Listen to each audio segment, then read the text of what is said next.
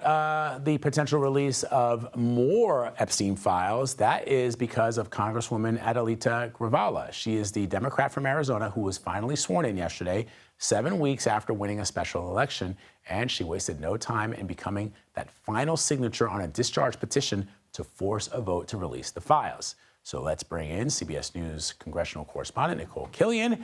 Nikole, you spoke to the Congresswoman. What'd she say?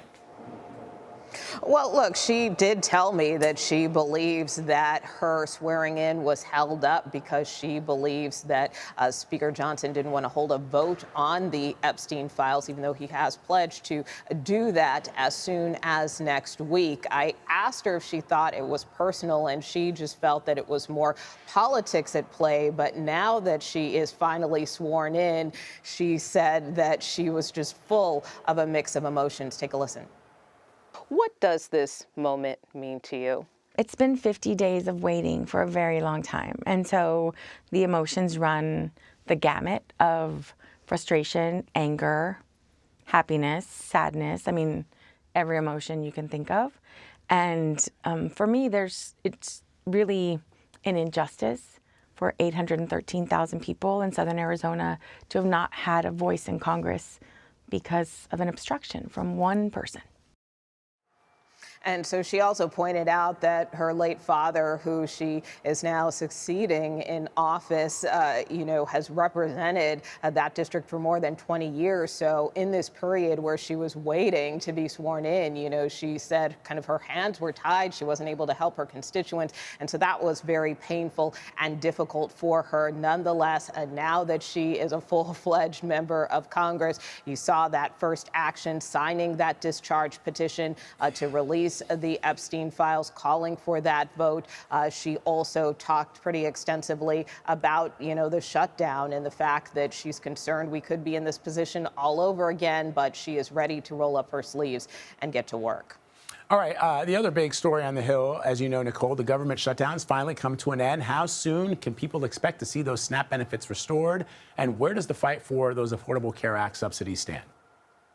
Yeah, well, I think it's important to point out that the federal government is open for business. Workers are, back on the job here at the Capitol. The Visitor Center just reopened to tours. I saw a huge tour group not too long ago. We haven't seen those in more than a month. But as Minority Leader Hakeem Jeffries indicated, the fight continues over this issue of the Affordable Care Act subsidies. That was a key demand that Democrats had in this shutdown fight. Ultimately, they were not successful in achieving that, other than to get the guarantee of at least a vote potentially in the Senate, though Speaker Mike Johnson hasn't necessarily given the same guarantee in the House. So Leader Jeffries filed a discharge petition just yesterday to extend those health insurance subsidies for 3 years. He told me that was to try to guarantee some certainty for a lot of these folks who are seeing these rising premiums and, need more certainty to address them.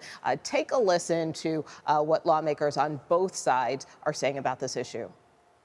This fight is not over. We're just getting started. We believe as Democrats that health care has to be a right, and a right that's affordable and available to every single American in the United States. I'm always willing to work with anyone, including the other party. We'll work on something having to do with health care. We can do a lot better. We can do great. We're anxious to get that done, to work on health care and affordability and all the issues, to continue doing what we've done. And we look forward to rolling that out for you in the next several days.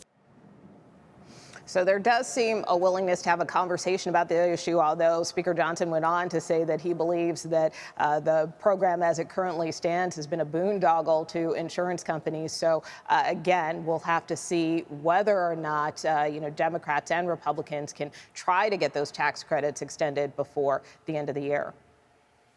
All right, Nikole Killion reporting from the Hill for us, where the government is finally open. Nikole, thank you very much. Appreciate it.